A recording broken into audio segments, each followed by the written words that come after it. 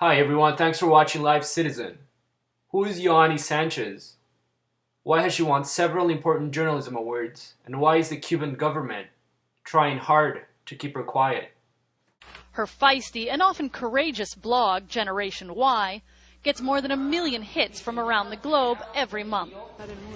I think the goal is to express myself, and that expression is the biggest hammer against the wall. Yoani Sanchez has had a blog where she talks about her day-to-day life and how it is living under repression, under a communist regime.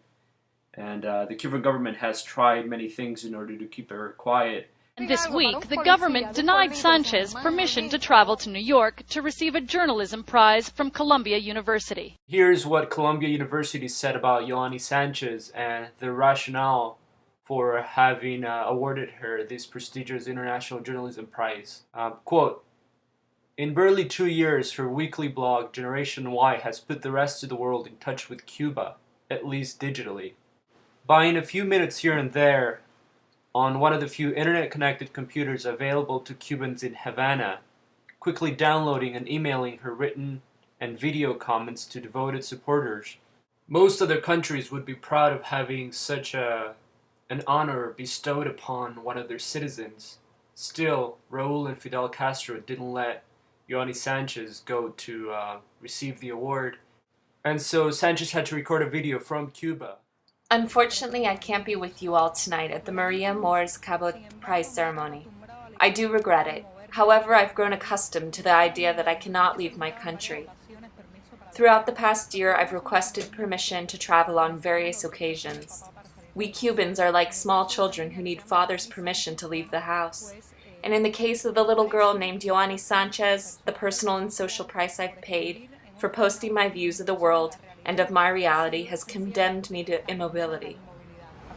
Despite being recognized all over the world as an important figure, in fact in 2008 she was chosen as one of the most influential people in the world by Time magazine, Yoani Sanchez has had many problems in Cuba. The swelling beneath her left eye and a few minor bruises, the work of Cuban security agents, she says.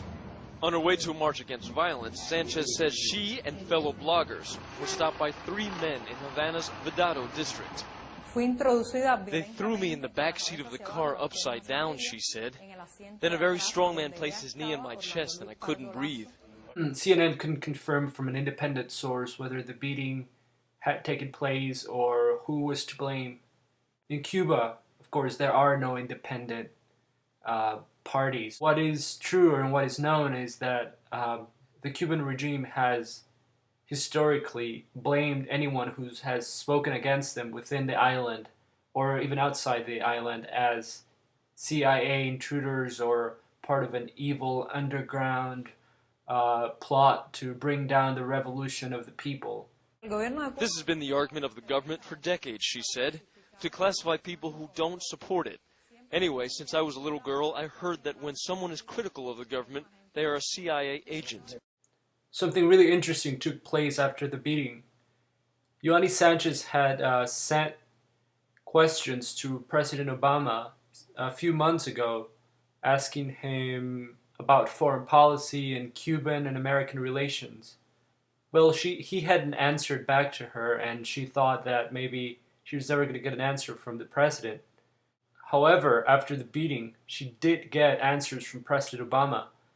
He said, quote, "I was disappointed you were denied the ability to travel and receive the award in person. Your blog provides the world a unique window into the realities of daily life in Cuba. The government and people of the United States join all of you in looking forward to the day all Cubans can freely express themselves in public without fear and without reprisals," end quote. That by no means was the end of the story. This is what happened to Yoani's husband on the streets of Cuba a few days after President Obama's reply to Yoani's questions. Pero con un acercamiento excesivo, después con golpes en la cabeza y tirones de pelo. Well, reportedly the mob hit him on the head and then pushed him against a fence and wouldn't let him move.